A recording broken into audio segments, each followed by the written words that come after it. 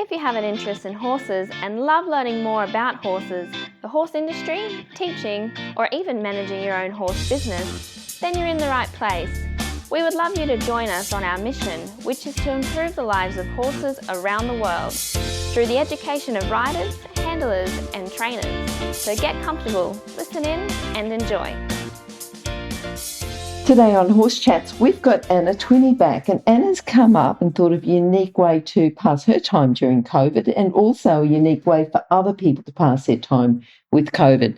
Anna's going to talk about her 101 natural horsemanship things to do with your horse. So if you're bored, if you're there, you've got all this extra time to spend with your horse, and you're getting a little bit, done that, and you want something extra to do with your horse, Anna's going to talk to you about it today, which I think is pretty exciting.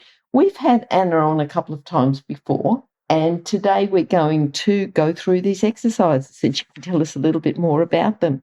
But before we do that, of course, we've got to remind us about the values of International Horse College. Horse welfare and safety are of utmost importance when humans have any interaction to do with horses. Within the courses in International Horse College, we only utilise methods that promote safe and humane ways of interaction between horses and humans. And we only support safe methods of educating riders, handlers and trainers in all our courses.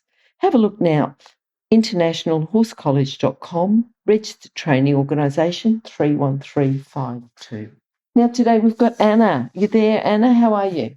I am here, and I'm so pleased to hear that because my safety record is untarnished. So you have teamed up with somebody that really does emphasize safety, language of the horse, knowing yourself, understanding the differences between a language versus a technique, as well as the body language and the energy and so on. So we are aligning in more ways than we can even imagine, which I like. I like to hear it. It's a huge piece. Thank you for having me back. Oh, Anna, good to talk to you. And I'm a bit excited with this. What do you got? 101 natural horsemanship things to do with your horse. And you've got a promo video here, which we will put on your page, which will be, just go to horsechats.com and search for Anna Twinney. But tell us how you came up with this whole idea of the 101 natural horsemanship things to do with your horse. How did you come up with that? It's really 30 years of being around horses, but 22 traveling. And no matter where you go in the world, everybody shares and has multiple things in common, be it that they want to explore the language, the life lessons of horses, but at the same time, it didn't matter if the horses were foals, weanlings, yearlings, if they're in rehab, retirement, people would come up and say, I'm not quite sure what to do with my horse, be that preparation for colt starting, or indeed bringing them back into work. It didn't even matter if they were being handed their horses. So many locations, they're riding alone, dressage or hunter-jumper, and they wouldn't handle the horses in any other capacity. So ultimately, the dialogue would be, we don't know what to do. We don't know how to connect. We're not quite sure what to do with boredom busting when it comes to weather patterns of rain or too hot, too cold, too wet, too dry, too icy, too windy. And I thought, you know what? I would always say to my clients, there's 101 things to do with your horses. There's so much to do with your horses. And so I came up with the idea that way to say, not only did I want 101 natural horsemanship pieces, but I could categorize them a little bit to look at intertwining the animal communication with the energy healing, with the natural horsemanship, with intuitive riding. So people could look at it and say, Reach Out to Horses is a one-stop location where natural horsemanship's involved, and it considers the whole horse. And that's how it was born. So people could take it or leave it when it comes in their inbox. I wanted a surprise. I don't want to just shuffle all the way through 101 things and pick and choose and go, that suits me now. I wanted it to land in the inbox and allow them an opportunity to look at that and take no more than 10 minutes. That was a big piece. Some of the episodes are 8 minutes, some are 12, but we average 10 minutes. And that was my big piece too. People would turn around and come back with, I don't have the time. I don't have the time. Well, it only takes 10 minutes to connect with your horse. Can we find 10 minutes? And the cool thing with this too, the app can be downloadable on your phone. So you can take it with you to the barn and you can watch it there and you can have it as a help and a resource when you're interacting and connecting with your horses. That's perfect. So they're twice weekly. And I think the first one's liberty, language, and life lessons. So just tell us a little bit about the exercises within that category. Absolutely. So I created a lot of different categories so that people wouldn't simply pigeonhole us and come back with it's simply the language and liberty, but in fact that we would have numerous amounts to say. If you're 7 years of age, you can commit to this, and if you're in your 80s, you can commit to this, and there will be something for everybody, no matter if you're on the ground or in the saddle. So when it comes to the liberty and language, it's one of my biggest pieces that I'm known for, from gentling wild horses, foals, mustangs, and all the way through to dancing with horses and looking at creating a contract. So be it that we're looking at behavior modification, etc. So Reach Out to Horses is one of the few places where you can get the pure language, having studied the wild ones all around the world, China, Australia, New Zealand, Europe, Canada, America, you name it, watching for this wild horse language.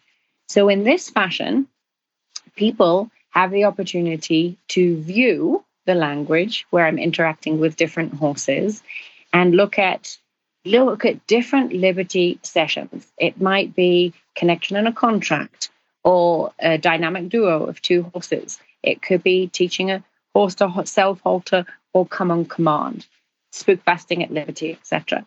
So the one I wanted to focus on today was come, teaching a horse to come on command. I've loved doing it with my Spanish Mustang and bringing it to a number of other horses so people could see we can teach them their name. There's so much in a name, and so important to name them correctly, but also that they know their names. We drive down our driveway or up it, and you can shout out, hello, Exie, hello, honey, hello, Aria, and the heads will come up individually. So where I mentioned teaching them to come, it's important for me that when you say Excalibur come, it's his head that comes up and he can come, and more often than not, he'll bring the whole herd with him. But instead of having to go out in a paddock, and the old-fashioned way would be to chase them, to drive them until they turn in, we're not looking for that. It would be a moment to bring them in the round pen, communicate and connect with them on another level where we're asking for motion. So without motion, you can't get the draw. So we are asking for motion through body language. But then as soon as, and just prior, once we've got beautiful forward motion, we can hand signal and verbalize the horse's name and come. So for example, Aria come or Excalibur come. And we look for the drive and a tad of a draw to go there. And there's many ways to do it.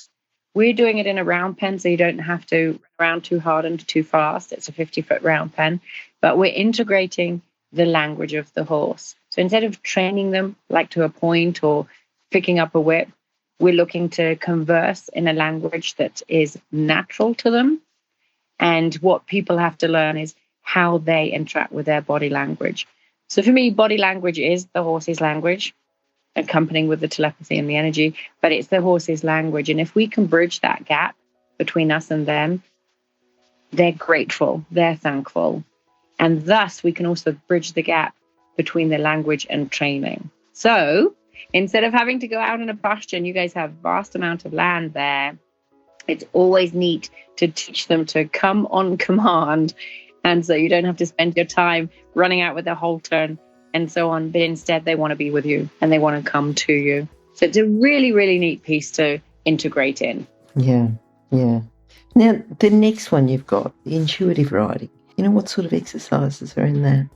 It's really neat. I took the intuitive riding onto horseback to integrate telepathy. And it's one of those pieces. First, you take away the bits, maybe, and you go from having bits to bitless. Then maybe we're going from some degree of bitless to a rope halter or a dually halter, some halter, and even to the neck ring. And this would be part of the intuitive riding pieces that we've got, is to look at coming away from the dominance and the control, but moving into the communication, connection, and clarity, so that individuals understand when is it safe to take the bit out of the horse's mouth. How do we advance forward to that before we just simply drop the bit and then have nothing on the horse's head? And that's when you find out how the horses truly feel. So within our intuitive riding piece, we integrated in, for example, mindful mounting. We also did stopping on a dime, so people can have a beautiful woe. We're looking at the one rein stop for safety so that we can stop the horse when we need to. We're looking at riding on the buckle as well as a sunset ride home, bareback riding. So for me, a lot of this intuitive piece is to take away the gadgets, remove the martingales, the side reins, or anything else that we might have, but doing it in a very, very safe way. And there's certain steps that you can build in to do that. And alongside it, we're looking at the mind, influencing the horse with the mind. And so we're not looking at influencing the mass so much, but it's more about influencing the mind in order to influence the mass. So it's an integration of body, mind, spirit, of visualizing what we're looking for, as well as carrying the correct energy with it and knowing how to take the body language onto horseback. So it's very exciting. I think I missed a ton of episodes like ponying that we have, as well as the obstacle course ridden. So really, really fun exercises to support people to get them enjoying the arena as well, because I'm certainly not an arena person. I'm all about the trails, but there's a place for it. There's a place to gain connection. There's a place to gain confidence. And there's a place to have fun in it instead of having long rituals. So understanding that the horses are intuitive and they're listening to what you're thinking is a huge aspect of intuitive riding. Wow. I'm imagining myself the amount of different exercises and what fun you could have. What about tricks? You've got some tricks in there as well. It's really fascinating. I say everything's fascinating, right? Because I love everything that I do. But what happened is over the years, I wasn't seeking to trick train in as far as picking up a grooming tool or something like that, because I felt that the rescues I was handling could get into trouble. If they picked up items that they weren't supposed to, maybe somebody would reprimand them. And so when I moved into tricks, I was looking at the tricks that would really serve the horses and would serve us. So for example, picking up a foot, that you do it on command instead of putting your back out with these big draft horses or the horses that are leaning into you, but instead training them to balance and offer the foot and do that through a vocal as well as a body language cue. So it really moved on from there to say, okay, let's look at loading, for example. Can we point and guide them in this way? And how do you break that down so that it's really safe to do so? Instead of sending them in a trailer where, for example, they could be rearing or body slamming because you're in the kick zone, how do we get it to the point where they're self-loading and then transfer that over to a hand cue? So all of these tricks are looking at tricks for training, self-loading, unloading on command, ground tying, self-haltering, spook busting, so that they learn to touch something, teaching touch on command. A slew of activities that are supporting the horses for confidence building, standing at the mountain block, side passing towards the mountain block. I feel that they're all aspects that we would truly be seeking in our lives. As we get older, we need the mountain block, even though it's safer for the horse anyway, so we're not pulling the saddle over. But it's also nice to say, how would I do it on a trail? Can I cue my horse to come against the fence line? Could I cue him to stand by the trailer? Absolutely, we can do that. And we start in a safe place to do it without vast stimulus and distractions. And then we get to the point where we can stand, cue them, and they side pass over. I think it's not a luxury, but in fact something that we should all be seeking to have. So we do use food as reward. We bring in pellets that they might be eating anyway, certainly not grain. We look more at Timothy pellets or grass pellets. And it's nice to have not on your person, but in a bucket so that they don't learn to mug you. And then they have a reward. And it's different. It keeps their mind in the game. It keeps them active, motivated, creative, and something totally different to learn how to train with food so that you're not bribing, you're not luring, but in fact, it is a reward-based system. Yeah. Wow. Yeah, I was hoping it's answering it because I want to give them value tonight too, to say, look, here's some pieces that you can take home and maybe do right now. And you're talking about different ones, and even if they say, I just want that one, but I'm sure they'll go on and say, no, I want all of them because they're all just lots of fun and everything. But the whole, I know that you really want to relate to, you like to have this interspecies communication. You like to enhance the intuition. What have you got in that section? This is a good one that I can even give tonight. And intuition is a big part of our lives. We can make business, life decisions, relationship decisions, whether or not we're having that job, going riding today, all based on intuition. Of course, we can read the horse's body language. Is their high head up? Is the eye wide open? Are they in flight mode? Are they rearing? Maybe then we don't get on their backs. But there's something else to be said about it, because I feel like we can get confused. And in the time that we've been taught from childhood to now, it's all been about a get on anyway, or show that horse, tell them who's boss, don't sit this one out, don't let them win. And all of these things, for me, have great meaning. For me, we're both on the same team. There's no such thing as winning. And yes, you can get off a horse when you're feeling uncomfortable and get back on. You haven't won or not won. It's about going through that stream if you need to. It's also about getting off if you feel totally uncomfortable and leading for a while if you're better on the ground. So I feel that there's a lot of myths being thrown around. And so when we check in, there's 3 energy centers. There's our head, and the head is the one that's analyzing, researching, even going into the memory base.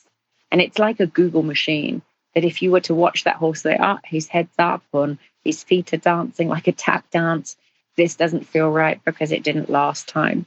It's a great gauge, but at the same time, it's only telling you a specific piece.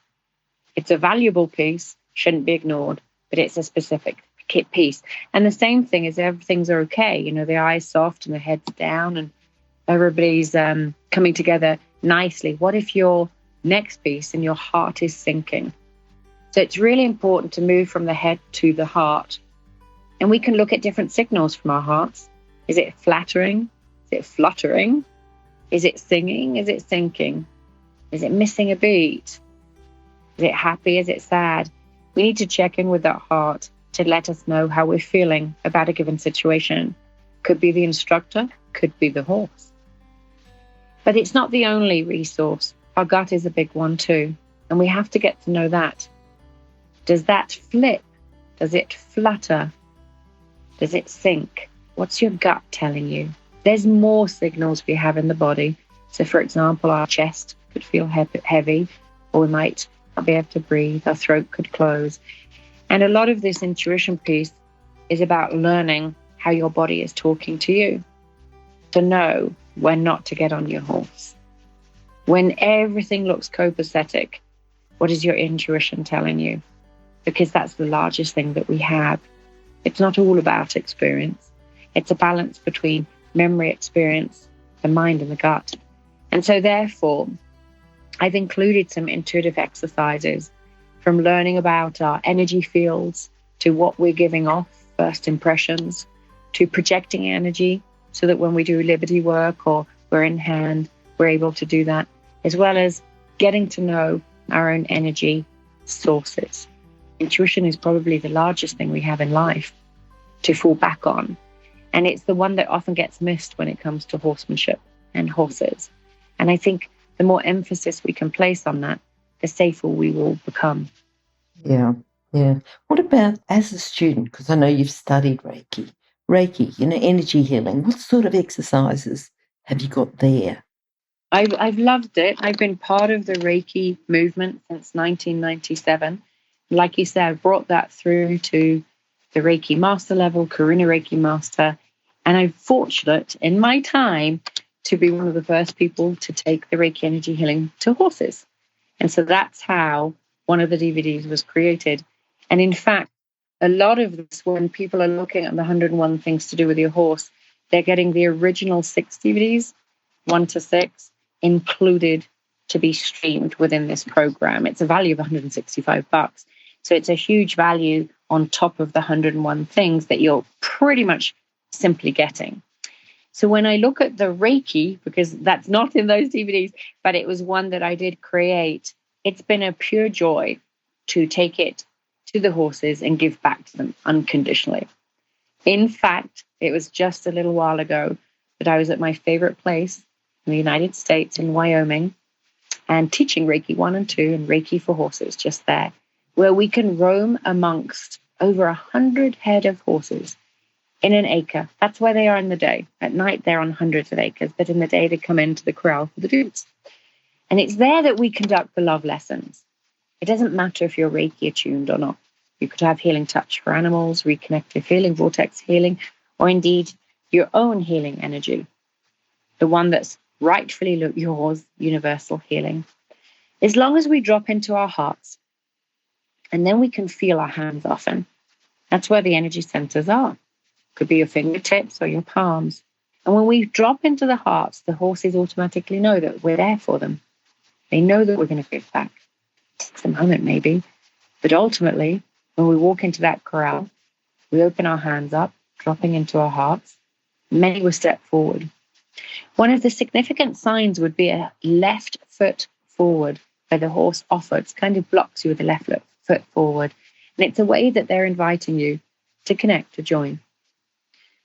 Now let's go off the premise that you're on the left-hand side of the horse, the near side. The right hand will be placed below the withers. That's one of the heart chakra locations. And then we have the right hand there. The left hand will go first on the brachial chakra, which is the scapula of the horse. And in time, we move it in between the shoulder blades, which is the second heart chakra location. I find it lovely, but also heart-to-heart connection, from our heart to theirs, and from one side of the heart chakra to the others. You'll see some incredible Reiki registers. Eyes shutting, change in breath, clicking and chewing, head drop. You'll hear the gas going through. They might rest the left hind. Often it's the left hind when they do that. So much happens. And what Reiki does is it allows for a moment of a release, for rest to come in, for the body to heal itself. You get such different behavior patterns than you would when you're training. It can change behavior, create a connection, change remedial issues, gentle wild horses, let them know that you mean no harm. It puts you in a state of grace. And it's a great place to be able to connect with your loved ones. Wow, I'm just looking forward to this. Yeah.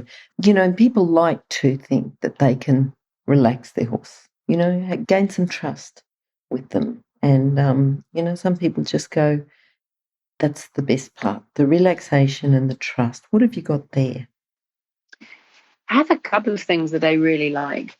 And it could be in the spur of the moment where you're walking out and you're seeing them rest in the sunshine, or they're taking that moment to roll, where not only do we appreciate the fact that they trust us enough that they can do that in our presence, but some of them like to lie down. I was once in a demonstration with Excalibur at the Rocky Mountain Horse Expo, and I taught him to bow and even lie down.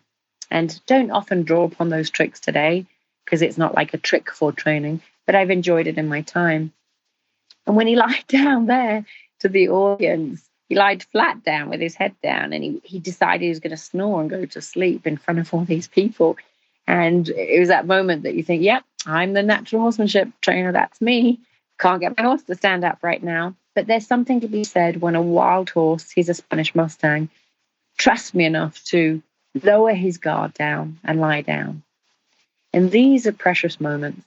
Every horse on our property pretty much has been rescued.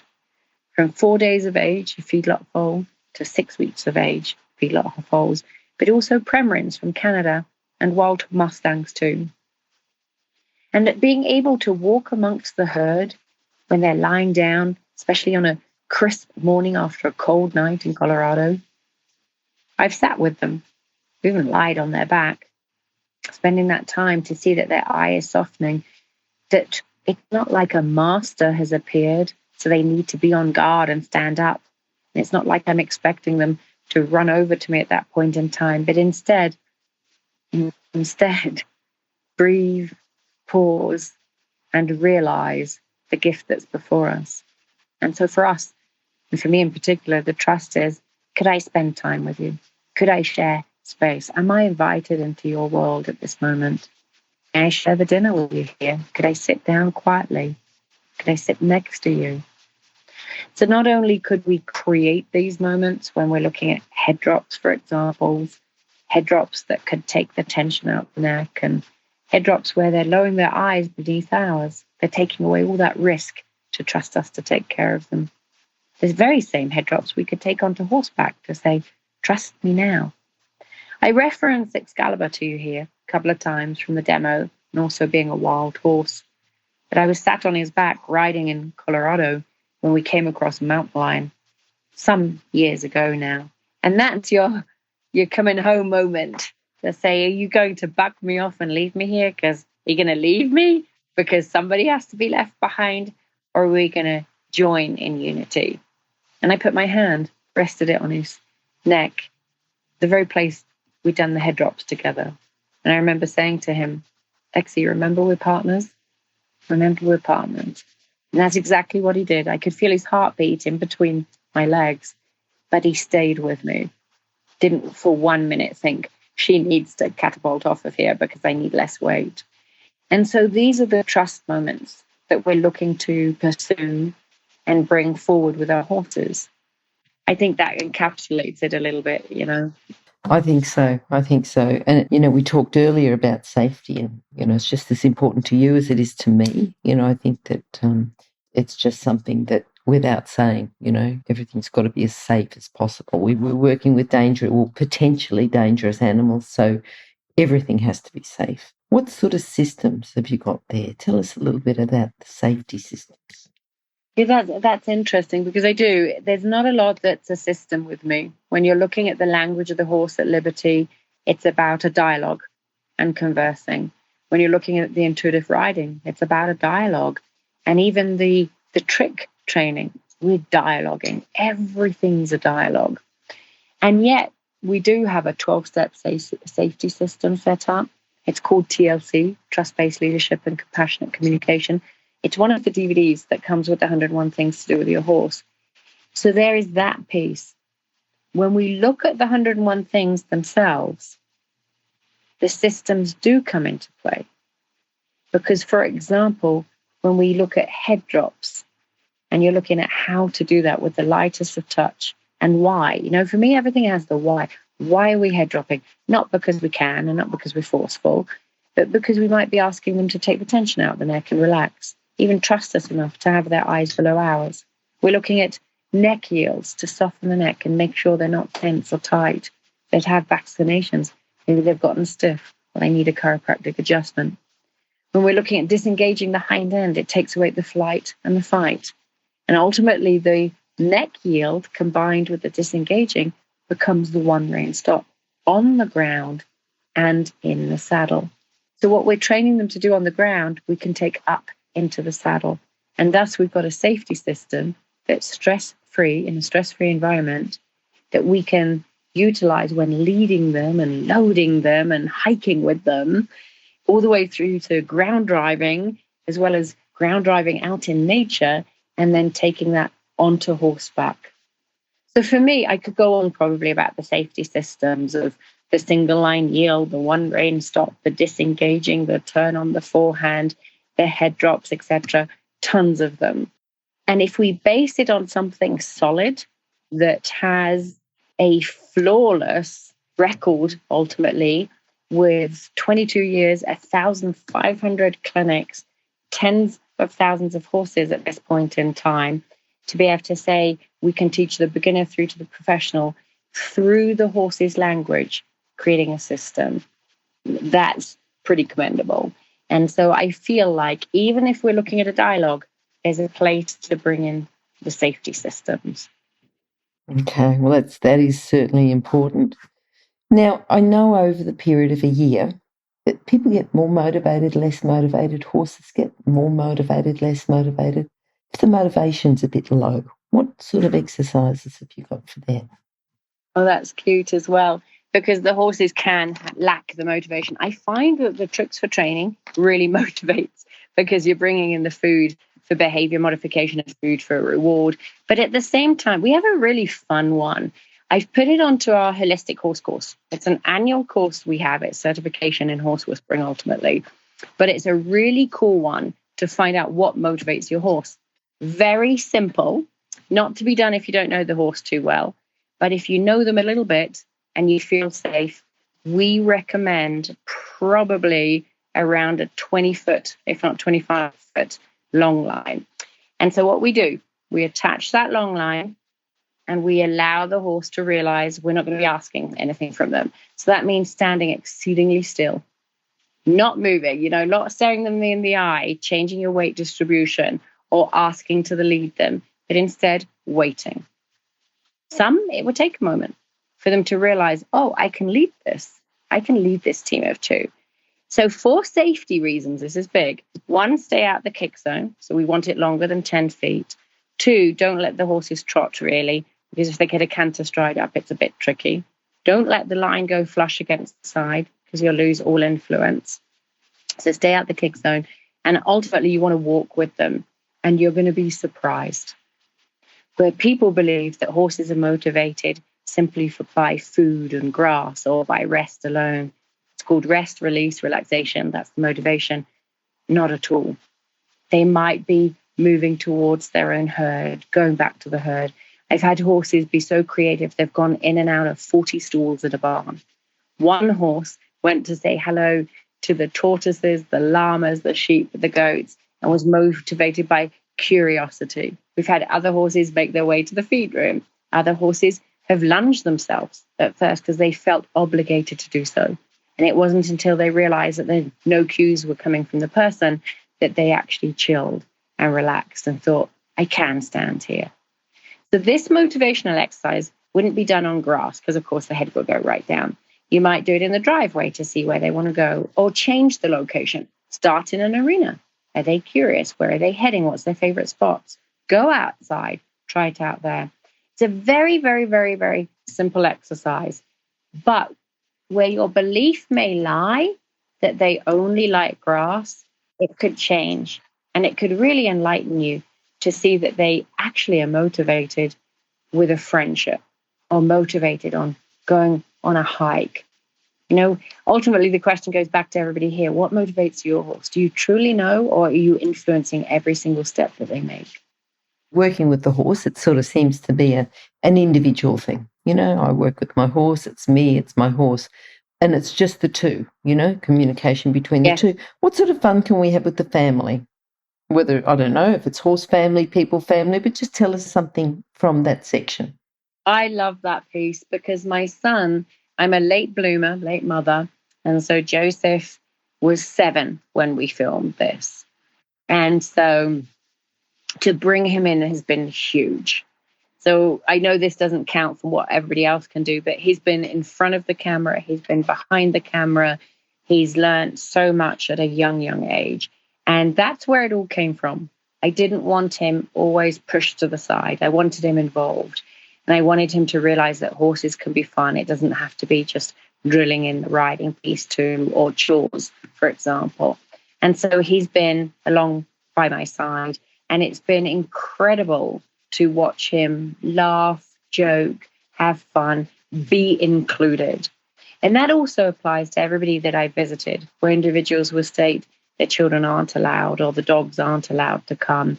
Or indeed, what do I do with my husband? And so we created pieces where it's husbands and horses and children and horses to say, this is a whole family affair. So that's the first thing, how it came about. I guess something, again, that I can share on here right away that you can take home is the painting with horses. Let me put a disclaimer. There was some controversy around it. And the controversy comes where if you tie the horse really tight and there's a lot of people around them, it can be a little intimidating. And then the horse doesn't have a voice. And if they don't have a voice and a choice, it's not fun. And that's not how we do it at home. We look at the horse that wants to volunteer for the job ultimately. He wants to step forward today. And so Joseph had 2 great ones. It was Dylan, a Mustang, and Sage, little girl. She was orphaned at 4 days of age. So both came in for the painting of horses. And how creative and expressive that can become. We bought all the washable paints and Joseph could choose them. And we started to paint. And what we do, we don't just paint anything. We paint for peace. We paint for peace, which is a huge piece for us to go, okay, we've got our Mustang and we've got our warrior princess, and we're going to paint for peace. And so it allows the youngsters the creativity to put the hand paints on, put the dots on, or the feathers, or the hearts, the wings, even tell a full story, like with Poseidon, anything they want to do. It comes from a place of joy, vibrant colors. And then we parade. We parade for peace. You show off your creation and you walk in a circle together and you literally can dance and enjoy it. And it doesn't finish there. See, we don't leave them just with the paint on. We've brought in a little bit of a Native American spirit there to say, let's bathe them afterwards and release your wishes up to spirit. And so right after, we wash them off, so they have a nice bath, and then all of the goodies go up to spirit. And it's an incredible practice to bring in the family. It is a good one. It is a good one. Now, just the training. You know, people say, look, I'd like to do all these things, but I'm after some training tips. What have you got in the way of training tips? Yeah, we've got a ton, it's so funny. It's helping me remind, from mindful mounting to mindful grooming. These are the easy ones, right? But then we're looking at the in-hand obstacle course, ponying in a round pen, ponying in an arena. We're looking at ground driving over obstacles, ground driving out in nature, because that's done in different parts of the world, as well as, of course, taking it onto horseback. So be that the training of stopping on a dime, or the one rein stop, as well as neck reining 101. So all of this kind of comes under intuitive riding or training. I could continue. We have 7 secret steps to trailer loading, etc. So anything and everything that we could bring in. I think we have Spanish walk, haunches in, ground tying 101, tons and tons of different pieces. The training for me was a huge piece. To come back to take a moment to train them to lead off the leg. Take a moment to ground tie them and realize the value. Take a moment to trailer load them when you're not under duress and stress. They don't have to go to the vet, etc. And not just that, none of this is dominance-based. So I grew up with traditional horsemanship, moved into dominance-based natural horsemanship. None of that is this. We're rewarding the tries, acknowledging the tries, looking for soft, keeping it simple, less is more, and utilizing the body language every single time and place. When to drop the eyes to say thank you, when to look at the horse to look for the window of the soul, when to acknowledge the whisper and capture the whisper in the horse's eye. So training, ultimately, we could say, in a way, all of the 101 things are training, from the trick training, intuitive riding, telepathy, all of it's training. And yet at the same time, we accentuated it by stating, have you covered these aspects with your horses so that they know how to load and you don't wait for the vet to come, or you know how to take a health check, or indeed take a moment to do a liver cleanse with the horse. Look at sidestepping, side passing, anything and everything you can think of. We wanted to include it in there so that the horses become well-rounded individuals, and the connection, the communication would become really tight at the end of it. I wanted partnerships, perfect partnerships by the end. And if we follow these suggestions, you're not looking at always asking, what can the horse do for you today? But instead, you're giving back to the horse. And you're having that relationship you've always sought since you were little. That was my hope. Look, I just think the way that you're talking about this, Anna, it's, you're sort of looking for something to stop the boredom. Then you realise, oh, this is going to be fun. And then it's like, I'm going to learn something. My horse is going to learn something. So you sort of got that, it's not to stop the boredom. It's going to be fun and it's going to be educational. And I know that we're going to have a link on our chat, which will be horsechats.com, and you just search for Anna, A-N-N-A, or Twinney, T-W-I-N-N-E-Y, and you'll find that link. And at the bottom of the page, you'll be able to click through that link to receive this 101 natural horsemanship things to do with your horse. But there's more than that, isn't it? Tell us a bit more, because I know the cost is like less than 50 cents or something. It's tiny. But tell us a little bit more about the value, because you've thrown in a few other things as well. I know. Now I look at myself and go, why did I do it so reasonable? But I'll tell you why. I did it that reasonable because I want it to be accessible to people. And a lot of what I've done in my life was never available to me, never. And so I never wanted anybody else to be in that position. So when I heard them say, I don't know how to gain the connection or the communication, I don't know how to talk to my horse.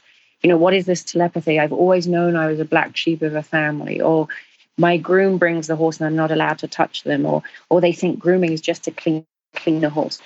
All of these perceptions and myths came to head for me to say, you know what? This is practical horsemanship meets intuitive horsemanship. And this is the next generation of horsemanship. It's the movement to become the new norm. And the new norm needs to be telepathy and energy and this interaction. So what they're getting for it is huge. If I do the math this way, my DVD that could be 60 to 90 minutes is $35. Now, this is approximately 12 minutes a piece, and you've got 101 of them for $200. It's $197. So the value is incredible, because if you started doing the maths to say, well, 4 episodes are $35, 40 episodes would be $350, 80 episodes, $700. So why are we doing it for $200? Because it should be accessible. That's why. And no horse needs to suffer, and no person needs to be without a connection anymore. So for this value, that's just the value of the 101 things. But on top of it, we're throwing in the 6 DVDs. So that they're worth $165, and they'll be streamed. The other value means that you keep this for life. That's the huge thing. So what you're not signing up for a year, and then if you didn't access it, you never have it again. This could go for every horse you have. 1, 2, 3, 10 horses at home.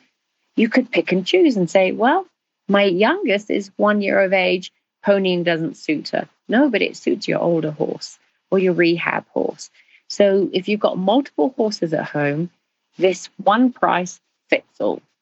Also, when they grow up and you learn more, you could look at it a second time around, and you're going to hear things and see things that you never noticed the first time.